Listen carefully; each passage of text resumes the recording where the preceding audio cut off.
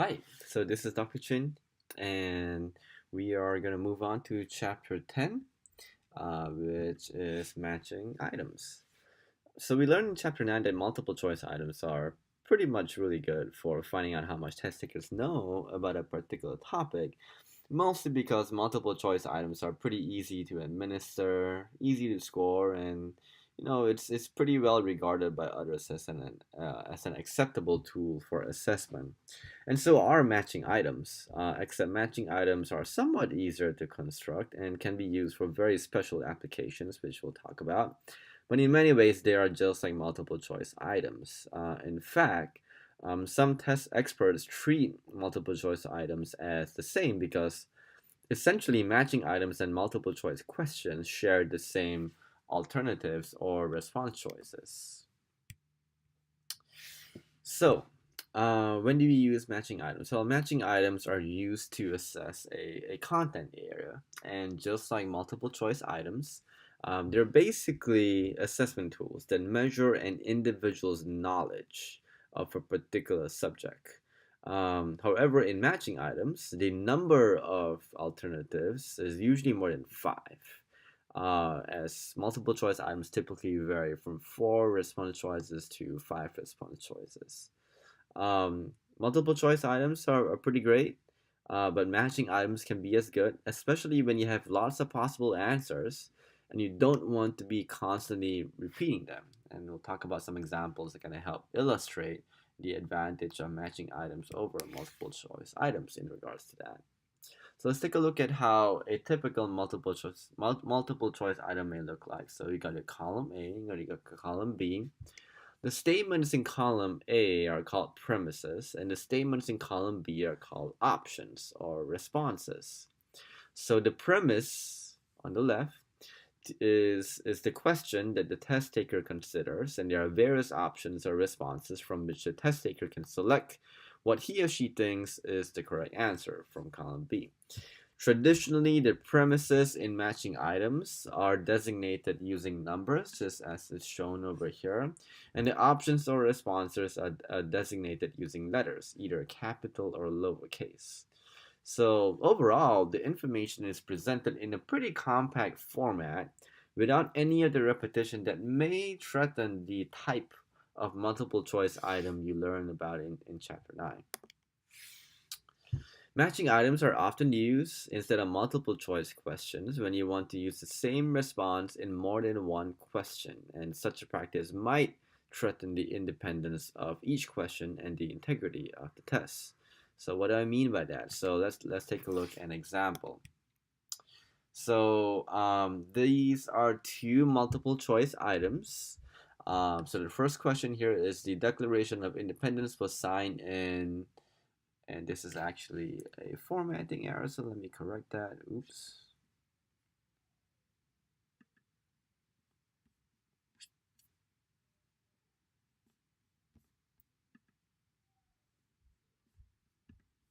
There you go. This should be ABC. Much better. All right, where were we? All right, so first multiple choice question is the Declaration of Independence was signed in option A, 1774, 1775, 1776, or 1777. And then there's a follow-up or a multiple choice items that follows that. And the question is the important historical document that was a response to the repression felt by the founders of the United States was called A, the Magna Carta, the Declaration of Independence, the Constitution, or the Framers' Document. Now, in these examples, the correct answer is C for question 1 and B for question 2. But kind of biases the test taker toward that one response, the Declaration of Independence, because we just talked about this over here, and given that we're talking about this in question 1, this may prime the test taker as to what the answer might be for another related question. So that's kind of what I mean by when you don't want the answers to a multiple choice question to threaten the independence of another type of multiple choice question. If we were to create the questions as matching items, that same information could be tested as follows. So in column A, we got the historical document that was signed in 1776, And for number 2, we got the historical document that was a response to the repression felt by the founders. In column B, they basically mix and match. So notice how there are 4 options in column B. The 4 options over here is pretty much all you need to answer the 2 questions in column A. So really nice that you can present all that information in a very compact manner without having to repeat your responses multiple times. So now that we talked about when you would typically use matching items, let's talk about some of the guidelines. And this is actually going to be relevant to your third quarterly assignment, where you would need to make your own matching items according to these guidelines over here. So you definitely want to pay attention for the quarterly assignment and for the quizzes as well. All right, so first guideline over here.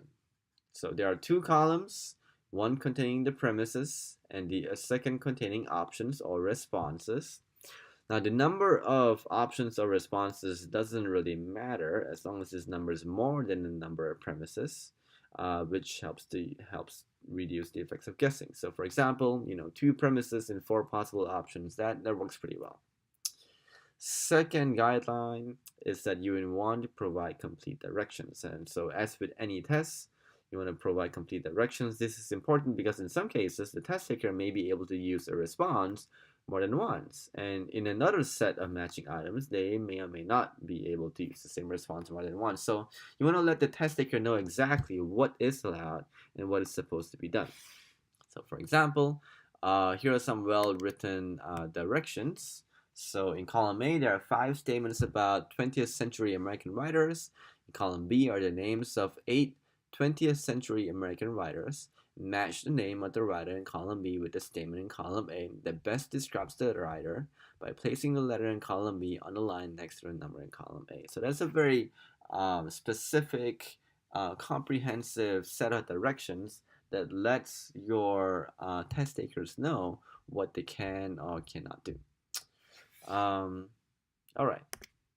The third premise is that all premises and all responses should be reasonable. So you definitely don't want to have a premise that's too simple, such as this, where you have in column A, ducks like to swim in this, and then you conveniently put water as the answer that is adjacent to that. And then the second one is this is yummy in the winter, and which you got supermoto all. I mean, this is just too easy, and they're probably not going to be testing any real content with such an easy format over here. All right, fourth, you want to list the responses in different order than the corresponding premise. So responses should not be listed in the same order as the corresponding premise. This may sound obvious, but it could be an easy mistake for a test designer to make. Because if you had the responses be listed in the same order, that would just allow the test taker to just go right down the premise list and then enter A, B, C, D. You also don't want to be following any particular pattern that your test taker may be able to catch on. So for example, here's a pattern that you probably want to avoid where the correct response is pretty much adjacent to the premise, whereas George Washington for the first one, Thomas Jefferson for the second one, John Quincy Adams for the third one, and Abraham Lincoln. Probably want to mix them a little bit and don't make it too easy for them. Don't make any type of discernible pattern that they might be able to figure out. All right, fifth. A premise should contain more words than an option. So the premise is the part of the question that contains the idea, concept, term of fact that the item is evaluating.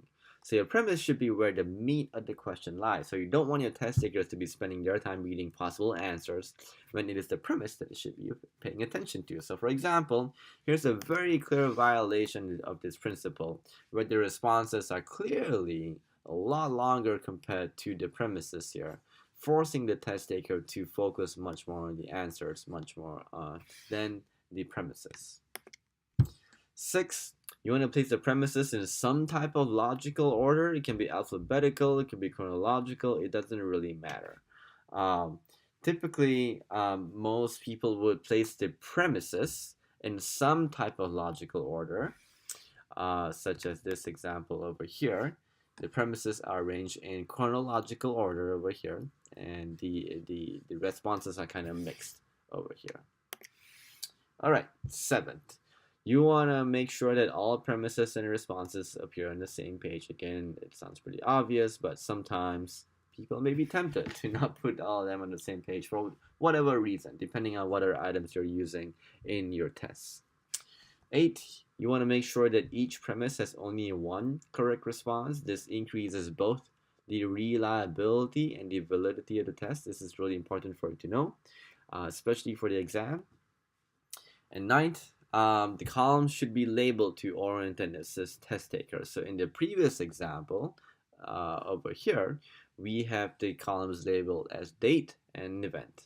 Note that, this also means that your premises should be fairly homogeneous in terms of content, as well as the columns. Because if you have too many different types of categories in your responses or within your premises, it does make it a little bit hard for you to come up with a superordinate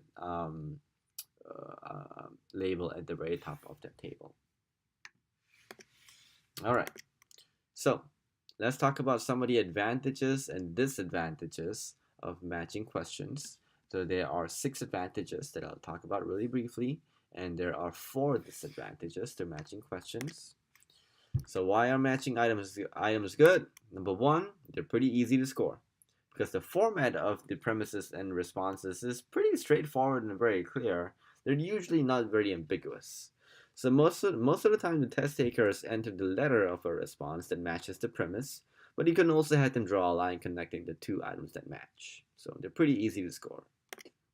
Second, they are easy to administer to a large number of test takers. The directions can be very straightforward, and if the items are written following the guidelines that we identified before, the testing session should go pretty smoothly. So it's pretty nice that you could administer it conveniently to lots and lots of people. Third, when the multiple choice items need to have the same response, matching items are perfect, and we talked about this quite a bit already in the previous slides as to why that is. Fourth, responses are short and easy to read, or at least it should be. And fifth, matching items de-emphasize writing ability, and this is of course true for any type of objective types of items. You basically don't need to have to write well in order to demonstrate your knowledge of the material.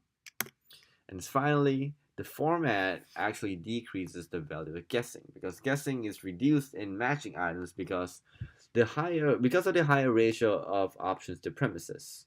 So when it comes to matching, typically we're talking about 6 to 10 different options for each premise. And the odds, if those are the numbers, the odds of guessing a question correctly if you don't know the content is about, say, 17% if it's 1 in 6, or maybe 10% if it's 1 in 10. This is much lower compared to most other types of multiple choice items that is typically about 20%, so 1 out of 4 items, or 25% for 1 out of 4 items, or 20% for 1 out of 5 items, just like how the quizzes are for this class. So these are important things for you to know as to why matching items are good.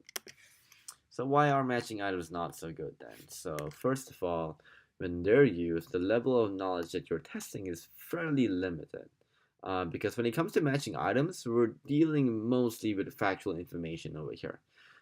If you want a comparison between different theories or a discussion of some type of topic, you probably want to try something else, such as a short answer or essay item. Second, matching items are useful only when you can generate a sufficient number of options.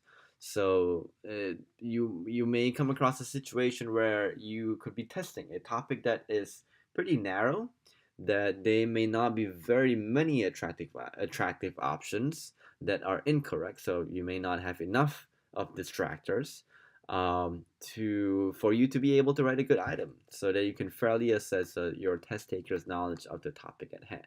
So in other words, if you're testing a topic that is pretty finite and narrow, you may end up short on options. So they're useful only when you can generate a sufficient number of options.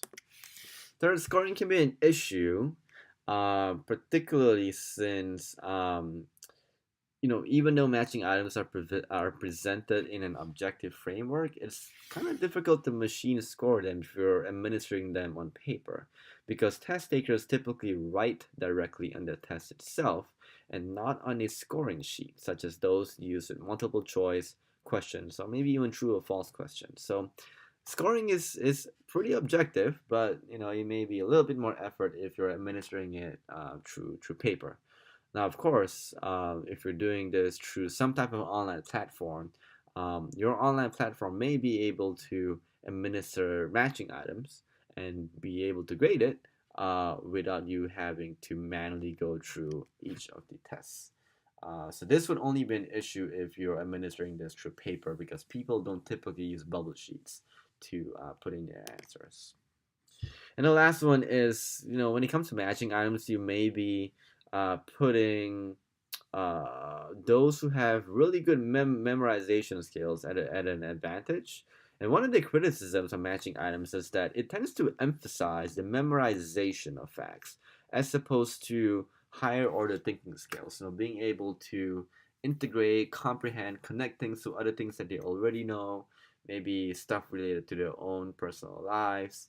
When it comes to matching items, again, it's mostly pertaining to memorization of facts and really not much higher than that in terms of the thinking skills that you are engaging in. So those are essentially the 4 reasons to why matching items may not be the best. So we talked about some of the guidelines that you want to consider when making your matching items. You should be able to delve more deeper into this when you make your own in the third quarterly assignment. And we talked about the advantages and disadvantages. There are 6 advantages of matching items, and there are 4 disadvantages of matching items. A lot of these things kind of go together. So hopefully you'll find this chapter a little bit easier compared to previous chapters that we've done before. So that's it. That's all I have for you in regards to chapter 10. Pretty straightforward, I hope. Let me know if you have questions. Everything that we talk about is probably going to be assessed in the quiz, and it's going to be relevant for your third quarterly assignment. That's it for now, and hope you have a good rest of the day.